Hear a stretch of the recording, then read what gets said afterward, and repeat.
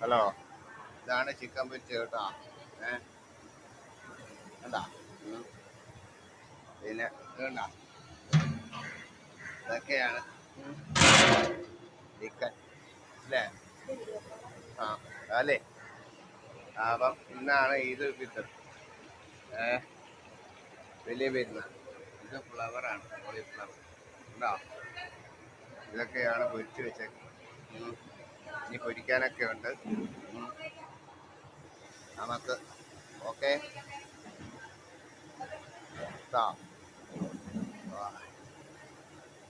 പിന്നെ വേണ്ടില്ലേ, ഇതൊക്കെയാണ് പൊരിച്ചത് കേട്ടോ. ഇതാണ് കോളിഫ്ലവർ, ഇത് പൊരിക്കുന്നതാണ്. അപ്പൊ എന്ത് വേണം? കുറി വരച്ചാലും കുരിശ് വരച്ചാലും കുമ്പിട്ട് നിസ്കരിച്ചാലും